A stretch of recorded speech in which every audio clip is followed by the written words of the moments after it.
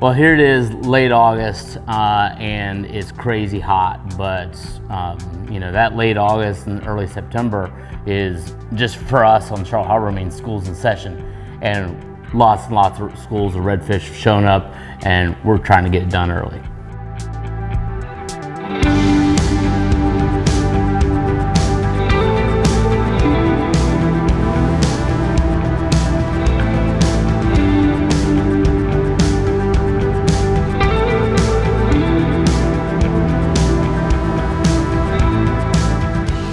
See what the tide is right now, see what we're working with. If I recall, it's not fantastic in the morning, so got to do a little extra work, I think. But yeah, so 7:23 to 1.1 or 1.0, and it technically is supposed to go out. I don't know, I'm hoping that if they're still grouped up, they're going to be fighting each other to get to it, so tide won't be as big a factor, but we'll see. Really for us, you know, it is about beating the heat, you know, in this late summer pattern, but it's more than the heat in the air, it's also the water temp. You know, our water temps can reach, you know, low 90s sometimes in the shallow waters of Charlotte Harbor. So it's super critical to be able to get out there early, get on the fish, try to get a bite. And that's, to be honest with you, one of the reasons I like to throw artificial, because I could start at 6 o'clock in the morning and get it done, hopefully be back to the dock by noon.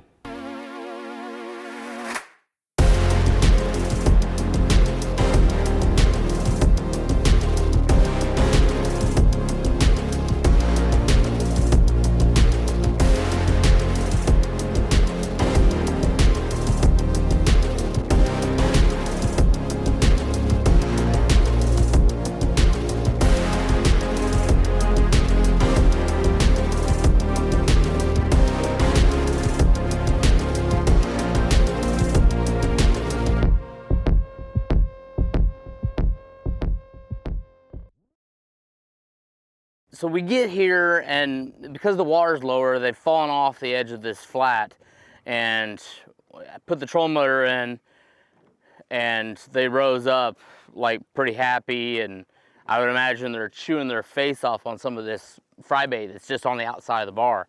So I'm just kind of getting upwind. We got a southeast wind. I'm just going to let the boat kind of drift us to them. Bottom line is they can hear that trolling motor. So we want to be super stealthy with this, especially because we have essentially no tide movement. So a little extra work involved to catch them. But one of the most important things is being able to read the water. So many people ask me, you know, how do you find them? How do you know it's the fish? Well, the bottom line is you look across all the water, you see similarities except for one particular area which has a little bit more what we call shake. And that is the shake that we're talking about.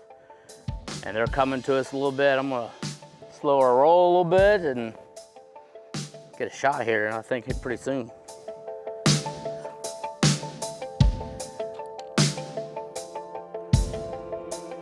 Oh, come on, there he is.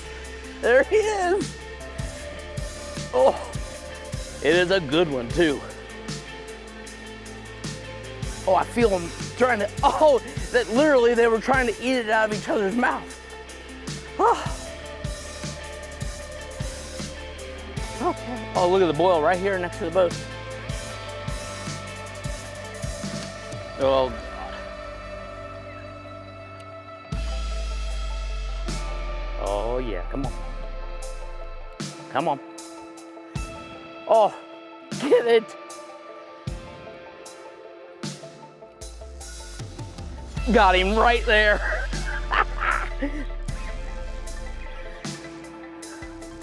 Yeah, boys.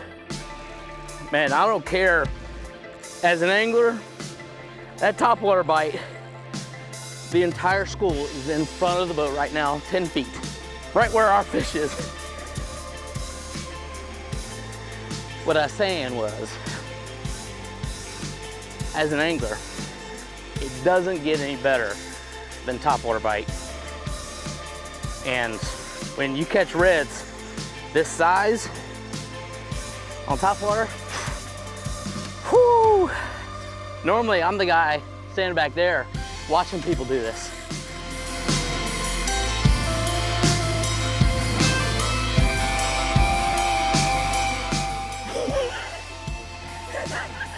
Oh, look at that!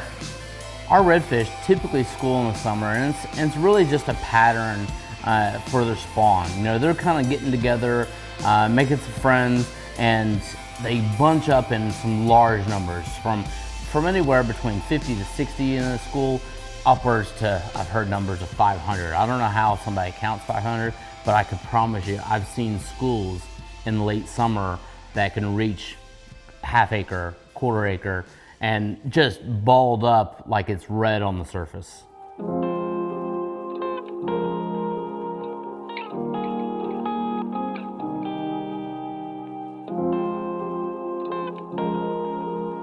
gonna try this short side right here first. Oh, watch out, bird.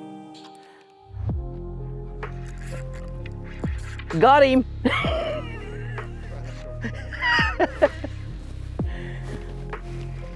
Come on. Oh, he is all in the grass. And he's coming with a bunch of friends. See all the shake behind? My fish is right here, but all that shake is from our buddy.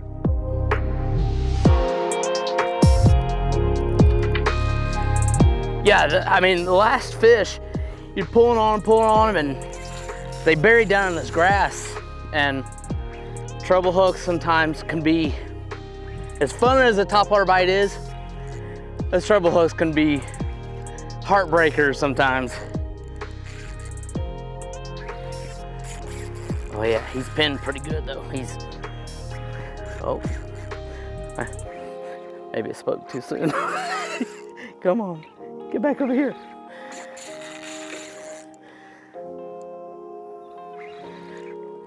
Well, I mean, August, September, arguably, are some of the best schooling redfish times.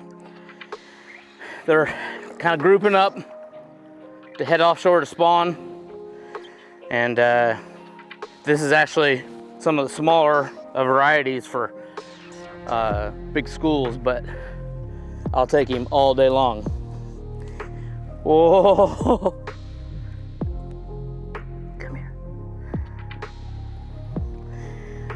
Oh, that's what I'm talking about right there. Man, that's solid. That's probably 29, maybe 30 inches.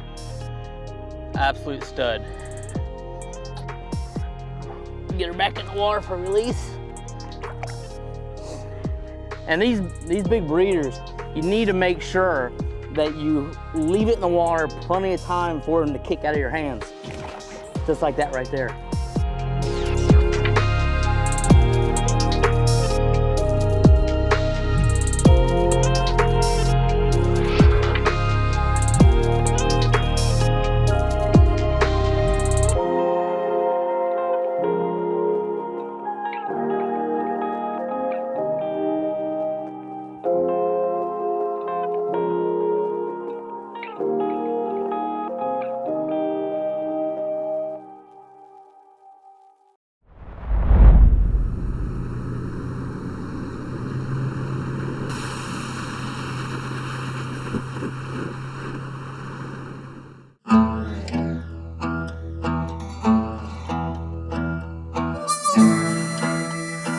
Now, making the change from spot A to spot B was a lot of the decision based on the tide. The fish were super balled up on a point that had been there for multiple days. Knowing that, I figured we were going to have an opportunity first thing in the morning. as the tide started to come in, I knew our second spot was going to have much cleaner water, and the visual game, meaning actually being able to see the fish, was going to be much easier for us to see and to be able to place the bait in proper position for the bite. That's the reason why you make those changes. And the decision to go when you're supposed to go many times can be whether you catch them or not.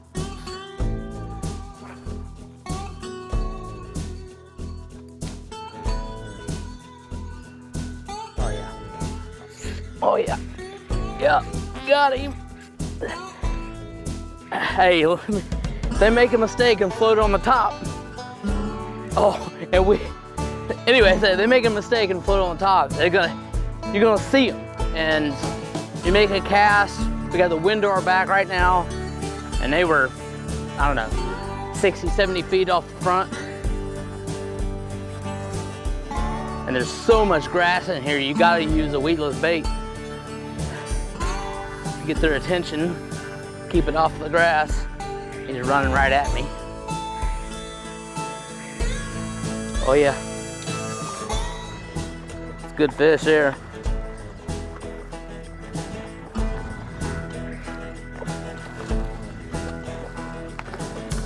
Uh-huh. Gotcha. That's a good one. That's actually a pretty solid slot fish. Hanging out there with the big boys.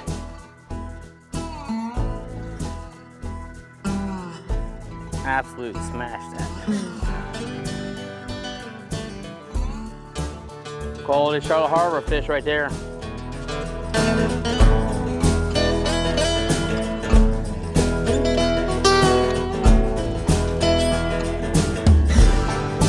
Bow positioning is super critical to be able to set up on these fish properly without spooking the fish.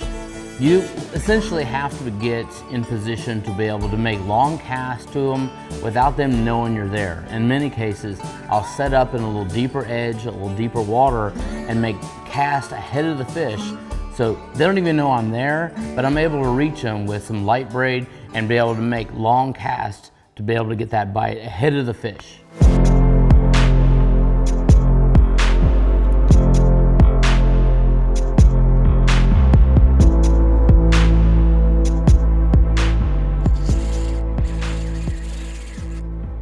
Holy smokes, God!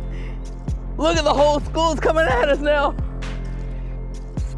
Oh, absolutely smoked it.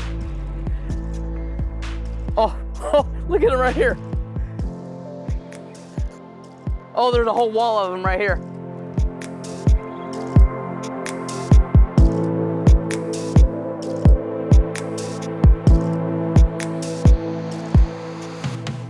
Man, I mean, they get up on the surface. You can see a little bit of a slick on the surface from them. And you know, that bronze back just gives them away. We got clean water.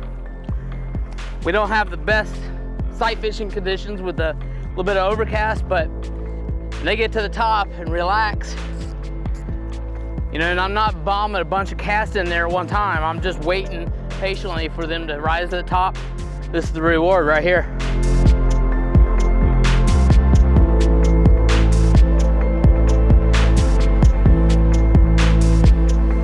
Oh yeah.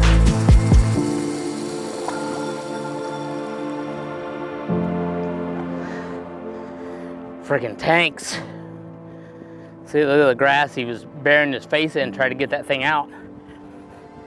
And that's one of the reasons why we can't use the top water, because obviously the grass is on the top, but man, this turtle grass is so tall here that they'll get right on top of it.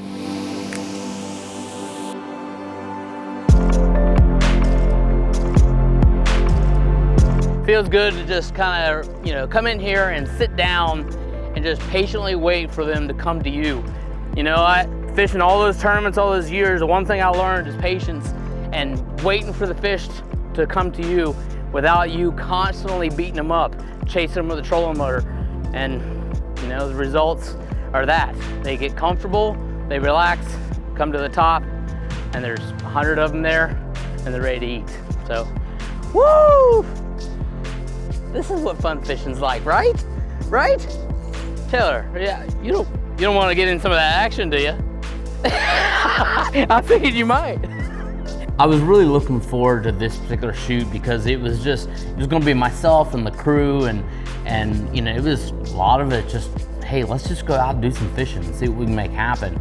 And man, we got rewarded with several schools of fish, and yeah, it didn't hurt the fact that they were really willing to cooperate. We were catching them and just having a good time out on the boat with the guys, and just kind of, you know, getting into the element of catching big redfish in these giant schools.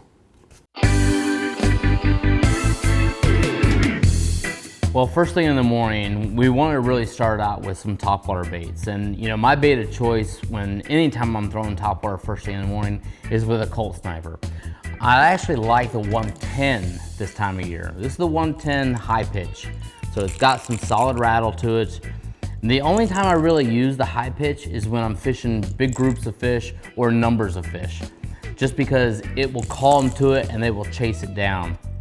This bait has incredible action to it, easy to walk, but most importantly, it's got some really, really stout hooks on it. So when you're fishing for large groups of fish, i.e. schooling redfish, this is a great bait to use, the Shimano Colt Sniper.